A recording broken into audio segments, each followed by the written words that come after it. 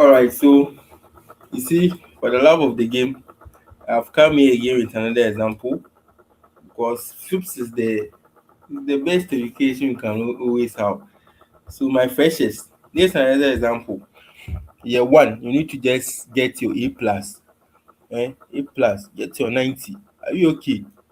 So that when you start year two, year three, at the end of the day, you go home with 85 or something like that. You make your mothers proud. But you will not follow FIPS and you will be just gallivanting around. You will suffer. Alright, so I have another example here. Find the current in all parts of the circuit in figure 2.3. So this is the circuit. We should find the current in all parts. So what it means is find the current here, find the current here, find the current there, find the current there, find the current there, find the current there, current here, current there. Are we okay? Alright. But as I said, some of the answers you'll be getting will be the same. For instance, the current in this 2 ohms resistor will be the same as the current in this voltage source, 7 volts. The current here will be different from the one here, will be different from the one here, will be different from the one here. Then the current here will be the same as the one here because it flows through here and comes here directly. So let's see how we would go about that. Let me use color what? This one. So assuming this is your first node, let me call it B. This is your second node, let me call it C. That's all. Are we good? Two or more what? Two or more load. Here can be a node, but this node is what we call minor load. It's a minor node. This one can be a node. It is called a minor node because the current that will flow through this 7 volts will come here and come and flow through this. So this is a minor node. I'll clean it. I'll clean here. So now I will start. Let the current entering B be called I. Let the current leaving B passing through 3 ohms be called I what? I1.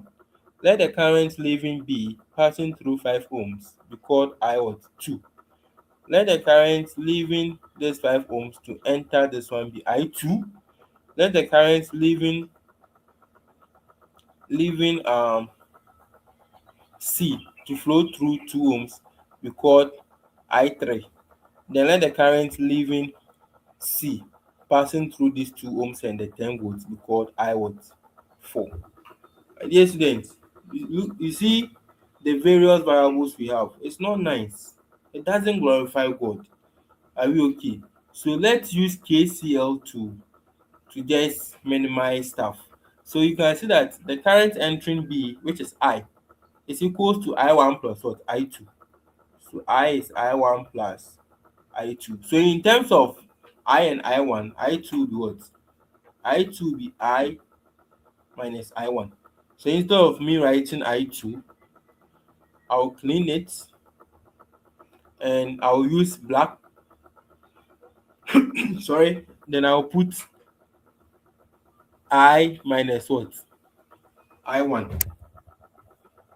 Done. Beautifully, splendorously, and gorgeously. So now that I'm done, the current entering C, which is I minus I1, is equals to the ones leaving. So I'll say I minus I1 is equals to I3 plus what? I4. It's equals to I3 plus I4.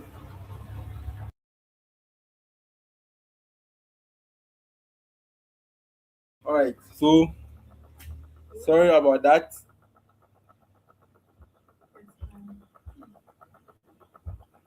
So it's equals to I3 plus I4. So in terms of I4, I can express it in terms of I1 and what? I3.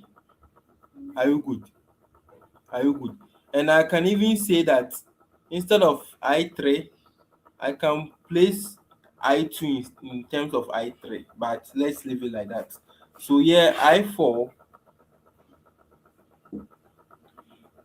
So let me replace I3 with I2 so that you get the feeling. So here I'll call it I what? I2. Then instead of I4, I'll call it I what? I3. So I4 would also be, okay, let me leave the I4. All right. So now instead of I3, I've done it I2. So now I4 will be equals to I minus I1 minus I3. But I3 is I2. So whenever I say I3, I'll put I2. Right? So the whole of this is I minus I1 minus I2. So here, when I come, I will raise it and put I minus I1 minus what? I2. Right? It's as simple as that. So now, immediately you do this, you're almost done. You're almost done. So what is left is for you to use KVL. KVL to, now I've used KCL to simplify everything. So now I'll use KVL to solve the variables. So you start with the first loop. Let's say A, B, C, D, what? A. So A, B, C, D, A. Then you use this convention clockwise. So here it is leaving from the positive terminal. So I'll get 7 is equals to, is what? When I come here, the voltage drop will be 2 times I. So it will be 2I. When I come here, the voltage drop will be 3 times I1. So it will be plus 3I1. Equation what? 1. Neat work.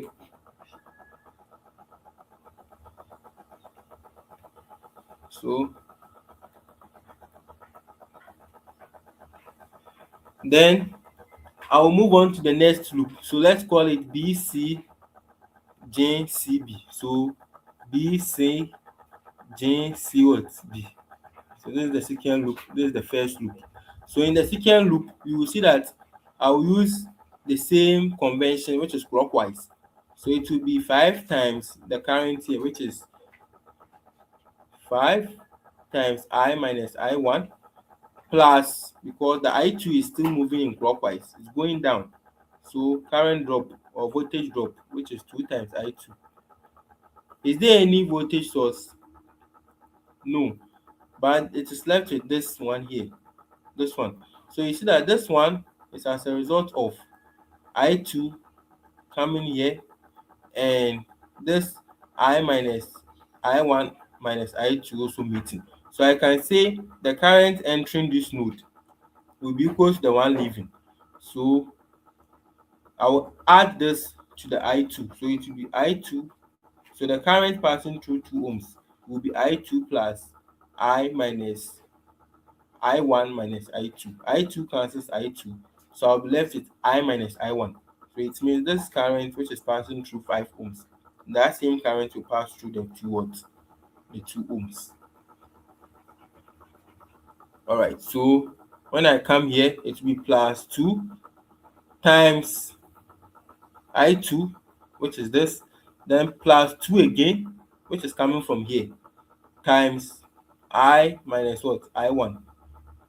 Then I will expand it. If I expand, I'll get 5I minus 5I1 plus 2I2 plus 2I minus 2I1. So some of them will cancel out. So 2I, 2I, I'll get 7I. Minus 5I1 minus 2I1, I'll get minus 7I1 plus 2 what? I2. This will be equation 2. Equation 2. Then the last equation, of course, I have 3 variables, I1 and I2. So I should get 3 equations for me to solve all of them. So for the last loop, let me call it CPQGC. So CPQG what? C. That's the third loop. So in the third loop, you calculate the voltage drop. My work is making messy. Let me just remove some of them so that I'll get a clean work. Right, all right, so this is okay. So now I'll come to the last loop. The voltage drop, here is 2 times this, so it will be 2 times I minus I1 minus I2. And what again? So I'm choosing this direction. This time I2 is moving down, but my direction is moving up, clockwise moving up, so it will be negative I2 times 2. So minus 2 I2 is equals to the voltage source, which is we check where it's left. It's entering in the negative terminal, but I will leave clockwise, so we'll leave from the positive terminal, so it will be positive what? 10. Then I'll expand this. I'll get 2I minus 2I1 minus 2I2 minus 2I2 again is equals to 10. So I'll get 2I minus 2I1 minus 2I2 minus 2I2 will give you minus 4I2 is equals to 10. Equation what? 3. So you solve equation 1,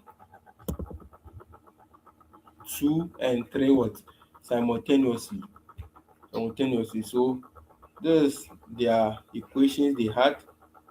Then this 1, 2 is the one that I also had. 1, 2, 3. So you solve these equations simultaneously, then the answer you get are the values for the current in each of the branch as the question suggested for. So, ladies and gentlemen, this is the end of the second example on branch method. Branch method. So I'll come your way again with the next method, which is probably mesh analysis. Mesh analysis. So stay in tune. Bye.